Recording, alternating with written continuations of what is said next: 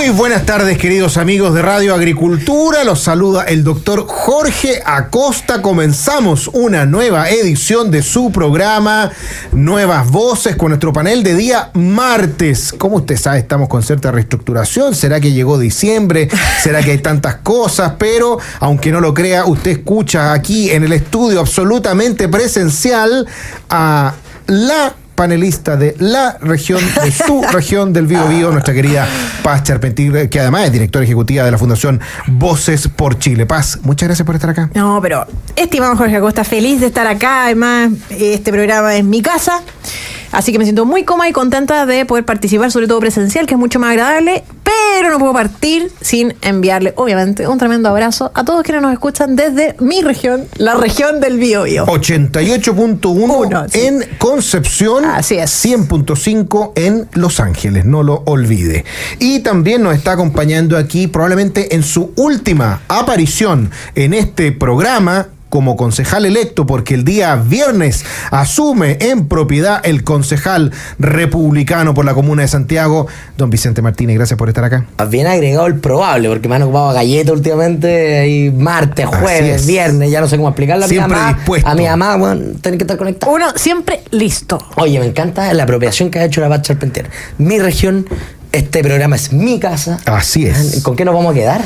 Pero bueno, uno tiene que sentirse cómodo en la vida. La misma Catita decía que uno tenía que disfrutar la vida 2 segundos antes. Así que no hay que sobrevivir, hay que vivir. Tal cual. Así es, aquí dando la pelea. También le mandamos un saludo al novio de Chile, ¿cierto? Oh, impresionante. Tomás Bengolea. Del fin de semana que tuvo en Golea. Yo quiero que solamente transmitir, ayer estábamos celebrando su cumpleaños en su casa, ahí con los amigos, la familia, y comentó con mucho cariño el cómo tantas personas le habían escrito por redes sociales, que no había alcanzado a responderles a todos, pero que estaba muy contento por el cariño de todos nuestros queridos auditores, que además se lo transmitieron a propósito de su cumpleaños y a propósito de la noticia de y la novia matrimonio. También estaba chocha. La novia estaba chocha, estaba contenta. Saludos a la Tere. La Tere ahí, que también le mandamos saludos el día de hoy y hoy día nuevamente. Oye, vamos a lo nuestro, porque esta actualidad del día a día no nos da descanso. Y habló la abogada del caso Monsalve, la abogada María Elena Santibáñez, representante de la denunciante en el caso de abuso sexual y violación contra el ex subsecretario Manuel Monsalve, y fíjense que expresó su preocupación por el impacto que este proceso ha tenido tanto en la víctima como en su núcleo familiar, así como también la respuesta inicial del gobierno. Hay una frase que es demoledora. Decía María Elena Santibáñez, abogada de la denunciante contra Monsalve, que lo más doloroso fue la respuesta de un gobierno feminista. Yo te diría que literalmente se les detuvo la vida a todos, al padre, a la madre, al hermano. Ellos se turnan para estar con ella. La vida pasó a ser una cosa completamente distinta. Está un poco mejor la víctima, pero ya puede mirar al rostro, mientras que antes andaba con lentes y evitaba el contacto. También desmintió los rumores sobre una supuesta relación entre la víctima y Monsalve. Sostuvo que me gustaría citar a esa persona para que sea citada por la fiscalía, y si no, evidentemente se expone a una querella por injuria. Si bien valoró los esfuerzos recientes del Ministerio de la Mujer, criticó la reacción inicial. Como les decía, lo más doloroso de todo fue la respuesta de un gobierno que se declara feminista. La víctima se sintió desamparada al inicio, sin acceso a recursos legales ni psicológicos en su entorno laboral. El caso sigue generando debate sobre la respuesta del gobierno y la protección que nunca llegó para la víctima. ¿Cómo lo ve, mi querida Paz Charpentier? Bueno, esa entrevista yo invito a escucharla, está disponible en YouTube para los que quieran escucharla completa. Es muy profunda, es muy detallada, pasan por una gran cantidad de temas. Y claro, el relato es muy crudo, lo que tú cuentas, lo que leíste, Jorge, de la pauta, ¿cierto? Y uno, la verdad es que no se puede llegar a imaginar el dolor que podría llegar a tener una víctima, digamos, y su familia, su entorno. Y dicho sea de paso también, la familia del denunciado. que no tiene pito que tocar en esto, digamos, y se han visto también tremendamente afectados. Y el país completo, por todo lo que significa la crisis de inseguridad galopante, y el encargado de seguridad, la verdad es que denunciado por un delito tan grave como es el de violación. Eso primero que todo. Y segundo, yo creo que deberíamos tocar y profundizar lo que dice en relación con la comisión investigadora en contra, por este caso, por el caso Monsalve, en que se citó a declarar a Durán y Crispi, ¿verdad? Que yo creo que esta comisión relata o ejemplifica o ilustra más o menos bien claro lo que es la esencia de este gobierno. Un gobierno que emite palabras vacías, que no tiene resultados concretos y que, dicho sea de paso, obliga a todos los chilenos a perder el tiempo y de paso también al Congreso Nacional, porque como resultado de esta comisión investigadora, la verdad es que solo hay oscurantismo, ¿verdad? No hay mayor claridad. Y como bien señalaba Tomás, con quien conversamos hace algún ratito, decía, oye, además esta cuestión contribuye a que exista y permanezca esta sensación por parte de la ciudadanía de una falta de transparencia y de una incapacidad y de una indolencia realmente impactante por parte de este gobierno. Y por otro lado, bueno, yo también haría un llamado a los diputados, al Congreso, de que en las próximas oportunidades en que se lleven adelante este tipo de audiencias, por así decirlo, con personas involucradas dentro del gobierno, con el caso Monsalve de alguna u otra manera, bueno, estas tengan en definitiva un carácter reservado para que no sean susceptibles de ser esgrimidos este tipo de argumentos recurrentes por parte de personeros o de funcionarios de gobierno, como fue en el caso de Crispi y Durán, que esgrimieron una serie de oportunidades, más de 20 y tantas oportunidades, como se señalaba en el diario El Mercurio el día de hoy. Son conversaciones privadas que tuvimos con el presidente que no podemos revelar. Bueno, entonces estas comisiones, el paso siguiente es que se lleven adelante de manera reservada, pero lo importante es llegar a la verdad y que en definitiva el Congreso Nacional ejecute o de alguna manera ejercite lo que dice en relación con las facultades, pero que tengan resultado, porque si no una pérdida de tiempo y un espectáculo bastante penoso, digamos.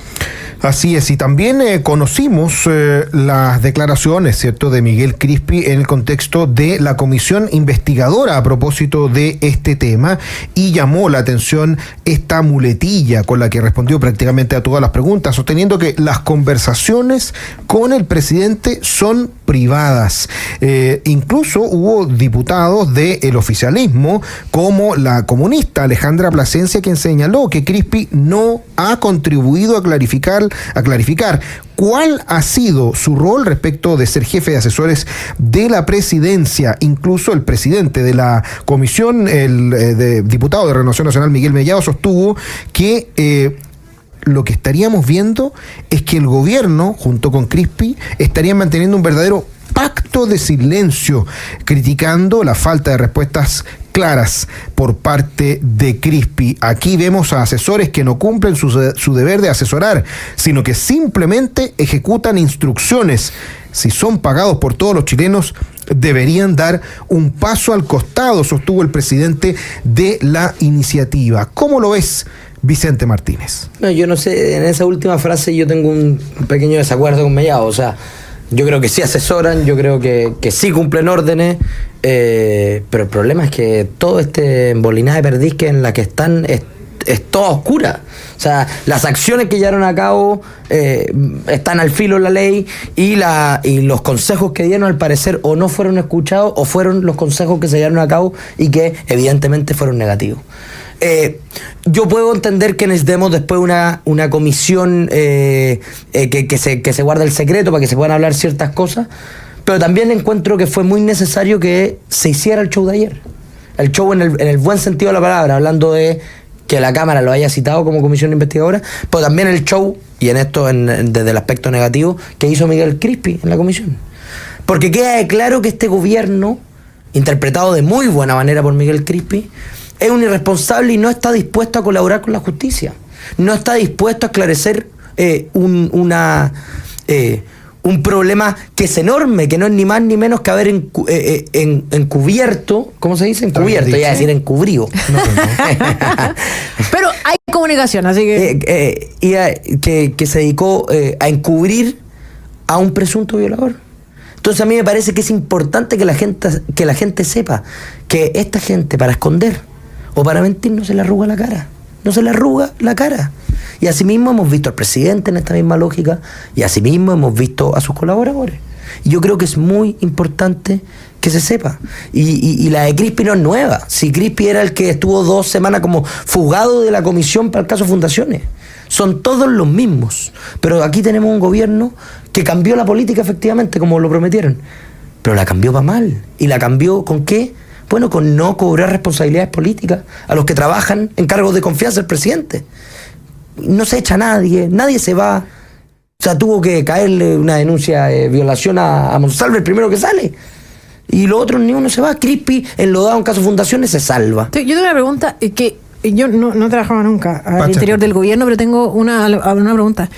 ¿Por qué? Porque si ustedes se fijan, Crispi en reiteradas oportunidades respondió y dijo: yo estaba encargado de buscar un reemplazo a Monsalve. Entonces yo me pregunto, ¿acaso es necesario tener un reemplazo? ¿Acaso no se puede declarar en definitiva la suspensión de Monsalve? Claro. Mientras se busca una nueva persona, porque se puede echar perfectamente, efectivamente, o bien el gobierno o bien el gobierno nos quiere decir que dejó en 48 horas un presunto violador porque no tenía el ese es precisamente el punto. Aquí cuando Crispi nos dice que estaba encargado de buscar a una persona es porque tomó la decisión y estuvo de acuerdo con la permanencia de un presunto violador a cargo de la seguridad del país. Toleró, estuvo de acuerdo con eso, porque está dentro de sus facultades efectivamente que se hubiese suspendido a Monsalve de sus funciones, se hubiese desconectado sus funciones, que dicho de paso son complejas no por el peligro de la víctima, sino como por todas las atribuciones en materia de seguridad que tenía, que vimos que las usó. Por lo tanto, eso es lo que al final del día está detrás de las declaraciones de Crispi, me parece a mí. O sea, ciertamente lo que está intentando hacer el gobierno es tomarnos el pelo, es tomarnos por imbéciles. Es decir, mira, aquí, por un lado, está la visión inicial del presidente diciendo transparencia total. Voy a hablar más de 50 minutos si es necesario, lo voy a decir todo, porque incluso si es necesario voy a leer mis chats del celular y se los voy a decir que lo que tuve con Monsalve. Y resulta que un mes después cambia radicalmente.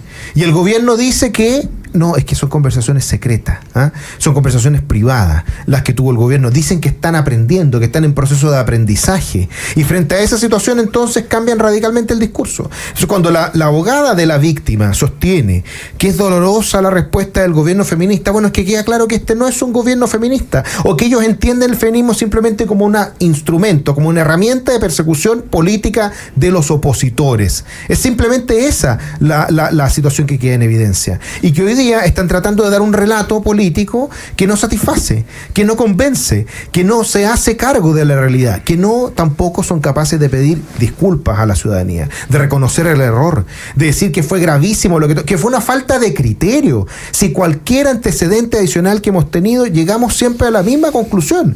Aquí hubo una radical y completa, total, absoluta falta de criterio del presidente de la República, de la ministra del Interior, que no solicitaron inmediatamente el cargo al subsecretario del Interior. Tendría que haber sido en ese minuto. Si esta cantinela de empezar a decir, no, es que en realidad tendría que haber sido el miércoles y no el jueves. Pues es ridículo. Tendrían que haber tomado la decisión inmediatamente cuando se enteraron. Y al mismo tiempo, no lo olvidemos, esto en el contexto también de que el presidente tenía una acusación en su contra que no le dio a conocer a la ciudadanía. Que alguien podría decir que es una acusación que no tiene sustento, que es difícil de creer, podrá decirse muchas cosas, pero el presidente no la dio a conocer. Y puede haber influido en la decisión. Y por supuesto que sí. Entonces, cuando intentan en la comisión investigadora simplemente hacer la parada, de no, voy a ir, porque esto también denota, y eso es importante, el profundo desprecio que tiene por las instituciones Miguel Crispi. Porque cuando él era diputado, le encantaban las comisiones investigadoras y le encantaba citar a los ministros y hacía escándalo cuando no llegaba a una autoridad. Pero cuando él fue citado por la primera comisión investigadora a propósito del caso Fundaciones, dijo que no iba a ir, porque no era funcionario, porque simplemente estaba honorario. Y hoy día, cuando va, porque ya hay un dictamen de la Contraloría que dice que tiene que ir, guarda silencio. Oye, ¿sabes qué? Y responde con evasivas. Complementar algo. Que fíjense que tú mismo lo señalaste, Jorge. Al tiempo de que el presidente se entera de la denuncia de violación que existía en contra de Monsalve, él tenía una denuncia y estaba en conocimiento de que tenía esa denuncia en su contra. Eso efectivamente pudo influir en su decisión. Mi pregunta va más allá. El presidente, de acuerdo a lo que declaró la propia ministra Toá en el Congreso, conocía los detalles de esa denuncia, los mismos detalles que nosotros conocimos en el diario La Segunda, ¿sí o no? Así sí. Por esa razón, cuando el presidente recibe la noticia de la denuncia de Monsalve, ¿cree que la denuncia dirigida en contra de Monsalve es de la misma entidad que la dirigía en contra de él, razón por la cual justifica en parte la permanencia de Monsalve. Entonces, cuando todos dicen aquí que no existe, que no es verosímil la denuncia que existe en contra del presidente Boric, yo me hago esa pregunta. Porque cuando el presidente se entera de lo de Monsalve, decide que Monsalve permanezca. Y evidentemente, de acuerdo a lo que uno puede presumir y concluir, es que Chuta dice, esta denuncia es parecida a la que se dedució en mi contra. Las consideró iguales, conociendo los antecedentes y detalles.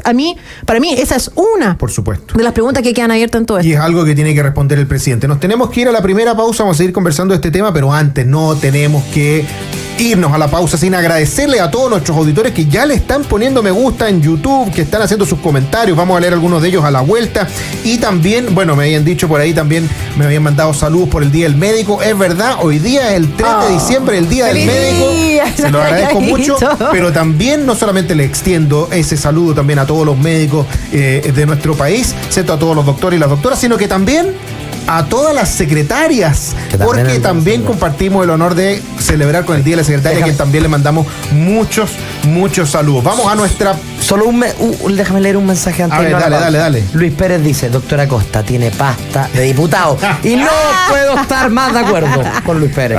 Ya. Un saludo. Vamos a nuestra primera pausa, seguimos conversando aquí en Nuevas Voces de Radio Agricultura. Quédese ahí. Ya estamos de regreso en Nuevas Voces, conversando con Paz Charpentier y con Vicente Martínez, saludando también a nuestros queridos auditores que nos escriben, le ponen me gusta, se suman a esta conversación y evidentemente también participan del debate. Por ejemplo, nos escribe Karen Valderrama, los saludo todos los días desde mi bello Concepción. También hay mucha gente penquista. Gran saludo. José Luis González, que hay saludos también a todo el mundo. Iván Andrés Ayala, saludos al panel, excelente, no siempre Rodrigo Codoseo que está con nosotros, Silvia Yancamil, también Luis Pérez, saludos a todo el panel, especialmente a Paz Charpentier, futura diputada, ponen muchas aquí. Gracias. Dicen, ojo, también conversen el tema de pensiones, porque Chilevano daría un porcentaje de pensiones al gobierno, ¿pasará eso o no? Hay algunos interesados en eso. Saludos también al doctor Acosta, dice aquí, a la princesa Paz Charpentier y al republicano Vicente, desde Suecia, nos dice Raúl Fajardo. Muchos saludos a Suecia, pero imagínate, internacionales. Gavito también desde Concepción. Oye, harta gente de Concepción. Gavito. Hoy día. ¿Viste? María El Pilar Figueroa desde Viña del Mar. Muchos saludos y obviamente muchas loas a la Paz Charpentier también hay que decirlo. Muchas gracias. Oye, muchas gracias porque además hemos aumentado sustantivamente la cantidad de personas que nos ven en vivo a través de YouTube. Lo más grande el Bio Bio, dice aquí Francisco Javier Aguayo. ¿No? Gracias, Francisco. Bueno, Francisco Javier Aguayo es un gran auditor también y suscriptor del canal de Voces por Chile. Así que un fan de la cuenta de Maida Miller. Así que además, oye, Carlos nos manda un gran saludo desde Milwaukee, Wisconsin. Imagínate, también internacional.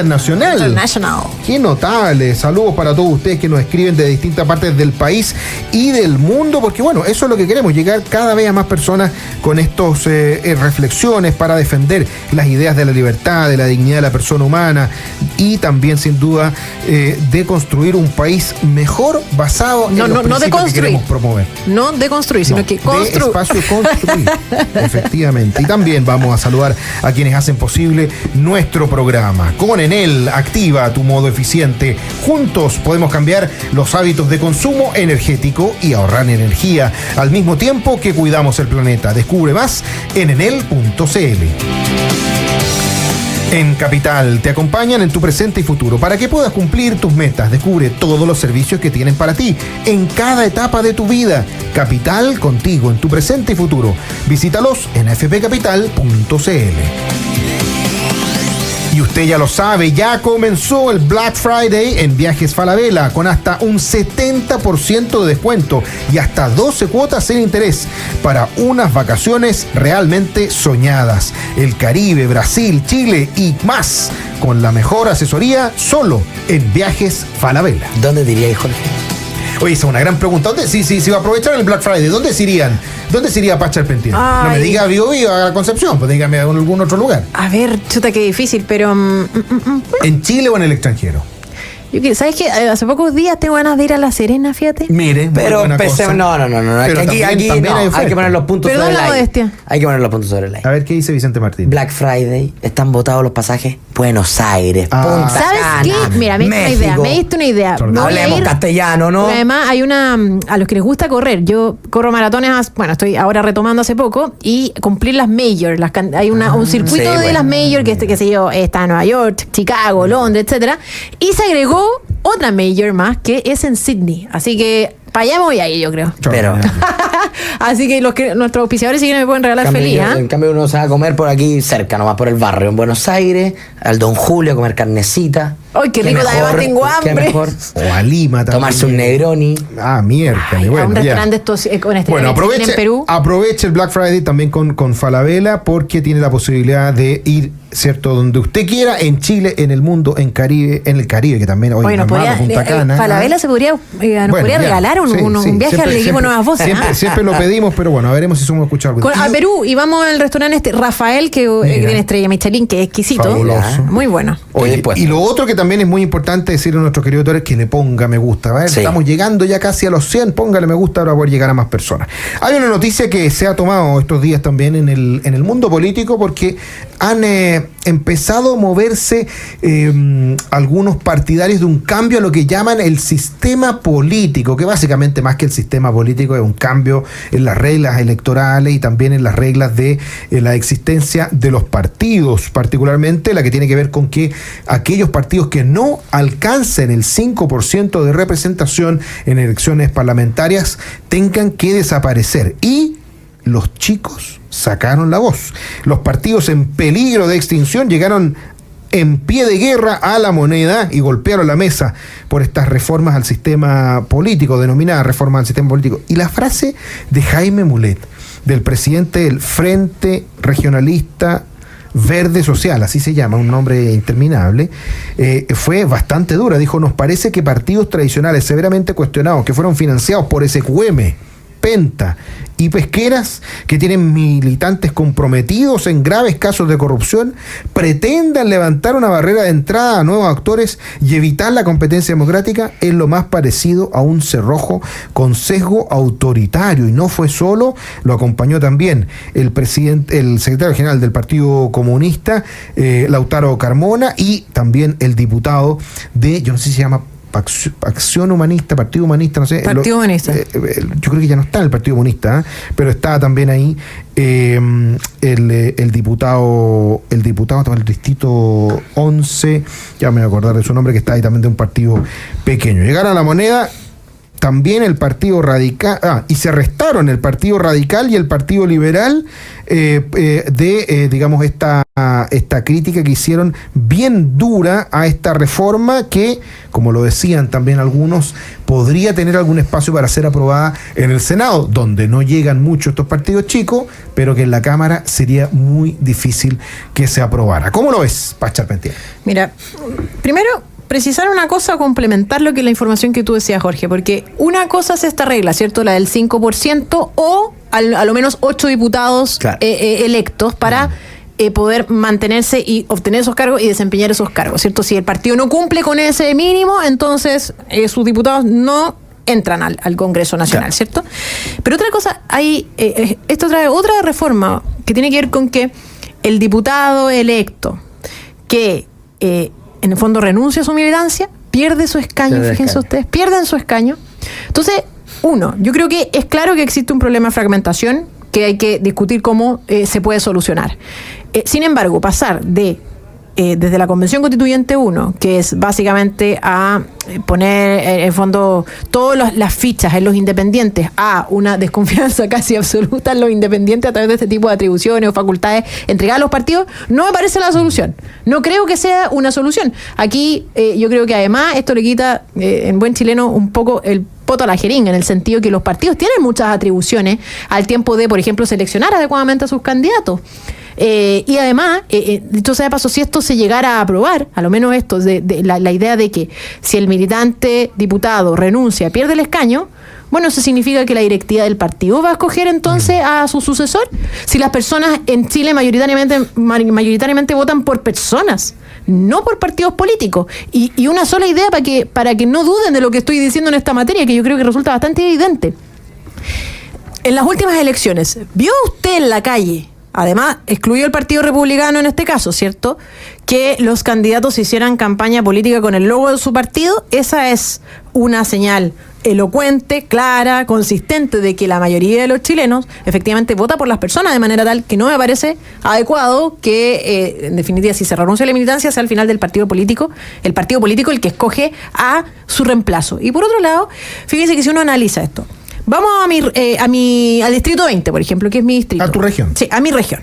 Aparte de mi región, que tiene 2 distritos, el 20 y el 21. Este distrito escoge 8 diputados. Por lo tanto, en la lista van 9. Supongamos que, vamos a ver la lista de izquierda, supongamos que van en unidad la izquierda. Tenemos al ADC, al PPD, al PS, al Frente Amplio, al Partido Radical y al Partido Comunista. Son, en definitiva, 6 partidos. O sea, cada uno de ellos va a llevar 1, ¿cierto? Y en algunos casos, 2. Esta cuestión es compleja porque ¿cómo tú logras a nivel nacional lograr 8 diputados si vas a tener, en el mejor de los casos, si es que existen 2 grandes coaliciones, en definitiva, un candidato en cada uno de los distritos? Muy difícil. Entonces, este tipo de cuestiones a uno le hacen dudar de si al final del día producen el resultado que uno espera, que es disminuir la fragmentación en el Congreso Nacional, que efectivamente es una dificultad importante para la gobernabilidad del país, ¿o no? Así es. ¿Cómo lo ves, Vicente Martínez? Yo lo veo, esto siempre los sistemas políticos son prudenciales, ¿eh? Eso hay que tenerlo claro. Acá no hay debates de principio y hay que acomodar básicamente, por ejemplo en el caso que plantea La Paz, el poder que tengan las directivas de un partido político y el poder del parlamentario, porque claro, tú ponías el caso en positivo, o sea, la persona es la que la persona o los votantes votan a una persona y esa persona tiene una cierta independencia respecto a su actuar legislativo, incluso a su militancia. Sí, pero a la vez pasan muchos casos que esa persona gana también por pertenecer a un partido, sí, claro, o sale de arrastre de otra. Entonces, acá no hay juegos absolutos, no hay ni negro ni blanco. Pero por eso aludía en el fondo a la autorregulación del propio partido. Por eso, pero ha demostrado tener límite esa autorregulación. No, en el sentido de que escojan adecuadamente a sus candidatos. Por supuesto. Y ese es el principal problema. Y ahí es donde ya lo hicimos el comentario la semana pasada. El principal problema de la política hoy día no es el sistema político. No es el sistema político. ¿El sistema político es un problema real? Por supuesto que sí. Pero el principal problema de la política es que tenéis muy malos políticos. Y esa cuestión no se va a arreglar con un cambio de sistema político. Y cuando me dicen que el principal problema de Chile es el sistema político porque no se pueden llegar a acuerdos por el sistema político, bueno, es falso derechamente. Porque para violar la Constitución y aprobar los retiros no hubo ningún problema con el sistema político. Para abrir un proceso y después un segundo proceso que nadie quería, tampoco hubo problema, claro, con el sistema político. Entonces, yo creo que ahí tienen que poner el cascabel al gato. ¿Es el sistema político un problema? Por supuesto que sí. ¿Es el principal problema de Chile? No. Déjame hacer un pequeño comentario. Hernán Larraín, en el Mercurio, el domingo, cuña de una entrevista. Agregarle elementos al proyecto presentado de reforma del sistema político es, en la práctica, oponerse a él. Esa manera que tiene Hernán Larraín Mate de dialogar, diciendo que si me toca mi proyecto, esto es como con mi plata no, con mi proyecto no. Nadie puede comentar su proyecto ni tocarlo porque si no está en contra de la reforma del sistema político. Yo diría que a mí me parece que no es tu platita. Claro, a mí me parece no es tu proyectito. Me parece que no es la forma. Y yo hablo desde mi partido porque creo que en política es bueno marcar posición. Los republicanos vamos a estar de acuerdo con una reforma del sistema político si baja parlamentario de 155 hoy día a 120. Si logra que paremos de votar plata estatal en las campañas y bajemos las devoluciones por voto, paremos de financiar con la plata de todos las campañas de algunos. Pongámosle también, ojalá, un límite de porcentaje. Si un candidato presidencial no saca tanto porcentaje, bueno, no hay devolución. Porque si no van a las campañas a hacer negocios, si no van a conseguir plata. Porque la devolución de voto es muy sexy en el CERVEL. Incluso ahora se discutió esto, ahora que se aprobó el voto obligatorio, bajarlo de 1.500, que estaba antes, 1.500 pesos por voto, que una brutalidad de plata, a 930 llegaron. Pero nosotros habíamos propuesto 300. Porque ¿cómo 930 por voto? Es que eso era una norma que venía del voto voluntario. Les cuento, yo para devolución en el CERVEL, yo saqué 9.524 votos. Tengo 9 millones de pesos de devolución del CERVEL, que es grotesco. que llegue esa plata. Es grotesco. Entonces, ¿cuándo vamos a empezar en serio a cuidar la plata de los chilenos? ¿Cuándo vamos a dejar de un problema que hubo con el financiamiento ilegal de la política? Pasaron de que se financiaran los privados a que el Estado le financiara las campañas, principalmente a la izquierda, porque no se conseguían la plata. Ahora, yo creo que también es importante analizar el contexto más amplio, ¿eh? Cuando uno piensa ya, reforma el sistema político, y lo decía muy bien Vicente, ¿cuáles son los argumentos que se dan? Aquí se dice, mira, no se pueden llegar a acuerdos porque hay mucho partido político, hay división, hay atomización, y tú no puedes acordar con una persona, sino que tienes que acordar con 20 partidos políticos, ¿eh? Y casi que todos son una pyme individual. Eso en el papel suena bastante bien, pero cuando uno analiza lo que hay de fondo, en realidad ese no es el problema. El problema que hay de fondo es que hay posiciones políticas que son distintas, hay posiciones políticas en las que no va a haber acuerdo porque tienen visiones de país distintos, y por lo tanto hay otros grupos que están dispuestos a ceder en algunas cosas, ¿eh? Y esos grupos que están dispuestos a hacer algunas cosas son los que también llaman de alguna manera a la unidad. Pero lo decía muy bien, yo creo que en un video que vi ahí del presidente del Partido Republicano, Arturo Esquella, que se decía, llamemos a la unidad, pero unidad en torno a las ideas, claro. Unidad en torno a las posiciones, unidad para que el 6% vaya completo a los trabajadores, porque es el fruto de su trabajo. Unidad para que podamos reducir el gasto y el tamaño del Estado. Unidad para que de una vez y por todas avancemos en políticas de seguridad que le entreguen a los chilenos esa seguridad que tanto necesitan, pero muchas veces no vemos eso. Entonces, más que un sistema político creer que se va a arreglar simplemente porque no existan los partidos que tienen menos de un 5%, tiene que construirse de una vez y por todas un proyecto político claro, que convoque a más personas y que se imponga, porque a veces incluso estando en minoría se pueden lograr grandes cosas, ¿eh? Miren ustedes de nuevo lo que está pasando en Argentina, lo que está haciendo Milei. Tenía apenas el 10% de los parlamentarios, o menos, en el Senado creo que es como el 8% de los parlamentarios. Y ha logrado cambios realmente extraordinarios, movilizando a toda la política en ese sentido. Y también da un ejemplo, Vicente, de una mala política, ¿eh? De una política populista, como por ejemplo los retiros. Y hicieron que incluso algunos diputados que se dicen de derecha hicieran campaña y ganaran su campaña haciendo esa promoción de esas políticas, y por lo tanto fue absolutamente transversal. Nos tenemos que ir a la última pausa, mi querida Paz. Sí, que no, pero no, si quiero lo comentaba a la vuelta, pero tiene que, bueno, lo digo rapidito, pero tiene que ver con esto que, ojo, que esta reforma viene desde el Senado, y yo he escuchado a muchos de los que la promueven oponerse a la rebaja de los parlamentarios en circunstancias que, viniendo del Senado, reforma que por lo demás no toca el Senado, y no lo toca porque tiene un menor número de integrantes que la Cámara de Diputados. Entonces resulta curiosa esa inconsistencia, oponerse a algo que ellos saben que funciona mejor, que es tener menos diputados, digamos. Así es. Vamos a ir a nuestra última pausa y ya volvemos conversando con Paz Charpentier, con Vicente Martínez, aquí en Nuevas Voces de Radio Agricultura. Quédese ahí, ya nos vemos.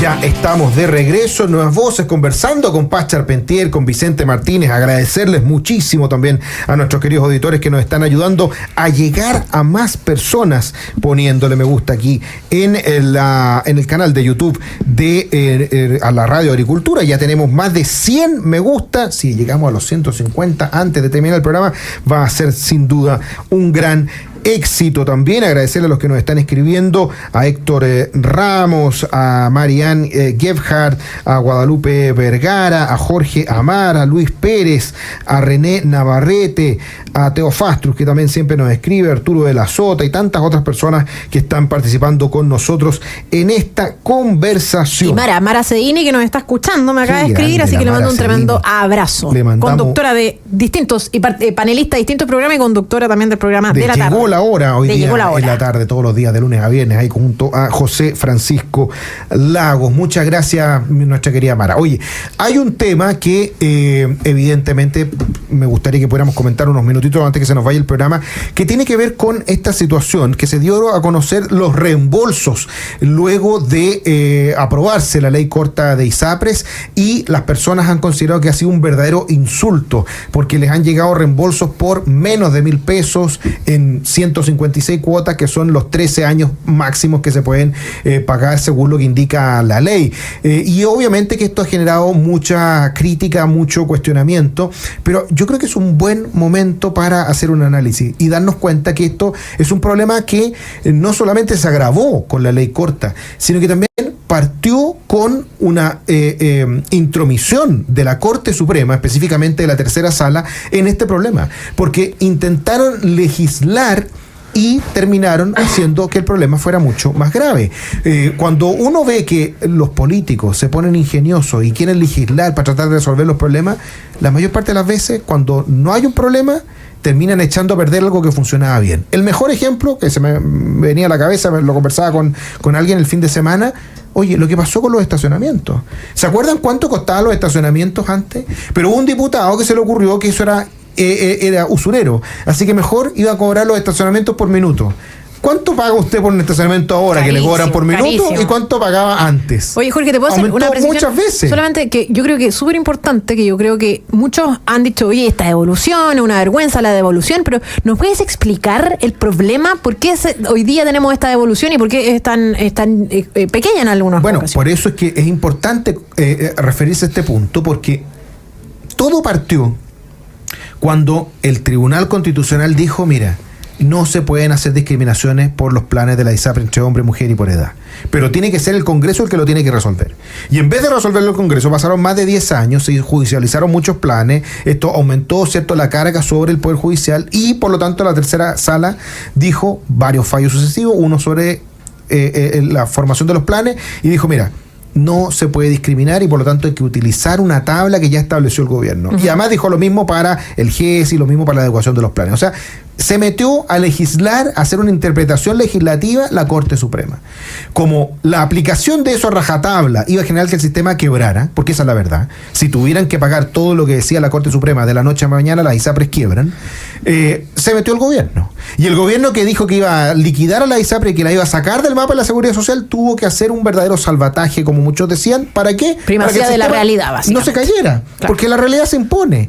¿Y qué fue lo que pasó? Ese salvataje, como lo pensaron, como lo hicieron, no escuchó a los expertos dieron muchas propuestas, y la respuesta y la solución que dio el gobierno terminó perjudicando a las personas. Primero porque le quitaron los excedentes del 7% a muchas personas, cerca del 30% de los usuarios de ISAPRE tenían excedentes porque tenían planes más baratos y el 7% era de ellos, pero eso se los quitaron. Segundo, porque había algunos que no iban a recibir reembolso, pero para poder pagar la deuda que había establecido el gobierno que se tenía que pagar de cierta manera según su proyecto, subieron los planes. A mí me subieron como 90 lucas mensuales, o sea, más de 1 millón de pesos al año simplemente para arreglar este tema, y me van a devolver cero. Y por otro lado están las devoluciones, que les prometieron y aumentaron la expectativa y le dijeron a la gente casi que iba a ser como la devolución de Del los retiro, retiros, sí. y que iban a ser varios millones de pesos que le iban a llegar en promedio a todos los chilenos, y había algunos que lo tenían en una página web y se llenaban la boca, devuelven la plata a la gente, y se dieron cuenta que en realidad iban a ser menos de 10.000 pesos, para la gran mayoría menos de 10.000 pesos mensuales en 156 cuotas, o sea, en 13 años. O sea, esto es una chambonada de marca mayor, porque lo único que logra es que se siga horadando el sistema, que se siga licuando el sistema, que hayan personas con mayores enfermedades, con menores, con mayores gastos, con menores beneficios, y que obviamente no resuelve ningún problema de fondo de salud como las listas de espera. Nos quedan 30 segundos, No, pero minutito yo para cada uno. te pregunta, porque pero en realidad es clave que las personas comprendan, porque es un enredo en este país. 3 doritos después cambia la noticia, Sí. y por lo tanto uno se olvida de cómo ha sido el desarrollo de este tema. Mira, yo he estado en FONASA toda mi vida, ¿ya? A mí jamás me han devuelto nada de mi 7%. Jamás. O sea, yo creo que ya que te devuelvan algo en el sistema respecto a cómo estaba antes, que tú tenías un excedente, que que incluso tú esos excedentes los podías utilizar en las farmacias, digamos que era tenía alguna utilidad, me imagino yo. Y segundo, bueno, Jorge, ¿en quién recae la responsabilidad de que además estas devoluciones se efectúen de esta manera, de la superintendencia? Bueno, ¿Quién ahí, convino esto? Pero el problema Vicente Martínez. el problema puntual es que, esto te lo estoy preguntando, el problema puntual es que la gente ahora está recibiendo de devolución un lucas, 2 lucas, yo he visto ahí, exacto. cuando son montos que deberían ampliarse, que son mucho más grandes. En el fondo, lo que hicieron fue como dividir lo pendiente de pago, lo que debían devolver, en la máxima cantidad de años posible. Exacto. Por lo tanto, Ya. a las personas les llegó muy poquito. No hay que olvidar que la ley le entrega una potestad muy importante a la Superintendencia de Salud. Fue el Superintendente de Salud el que tenía que aprobar estos planes. Y que por lo tanto, esto que estamos viendo hoy día, que ha escandalizado a todo el mundo, y que cualquier persona razonable, si le dicen que esta es la solución, lo va a escandalizar. Que es como una especie de plan de pago, Y básicamente. un plan de pago es el que de alguna manera no se encargó de explicar de manera como corresponde la Subsecretaría del Interior, o sea, la Superintendencia de Salud, y tampoco lo hizo el Ministerio de Salud, y tampoco lo hicieron las ISAPRE. Aquí tendrían que haber explicado por qué se llegó a esto, por qué se iba a usar ese plan, o si se podría haber utilizado otro mecanismo de pago para los pagos menores, para que partieran por los pagos menores y no por los pagos más grandes, para que las personas no vieran esta cosa que evidentemente y con razón sienten que es ridícula, de que le van a devolver 1.000 pesos o 2.000 pesos mensuales por 13 años, que no tiene ningún sentido. ¿Sabes que el problema de fondo aquí es que yo creo que con todo lo que ha sucedido resulta de toda claridad que la salud debe ser provista por públicos, por tanto supuesto. públicos y privados en colaboración. Entonces a uno lo que le preocupa es que estemos discutiendo que este tipo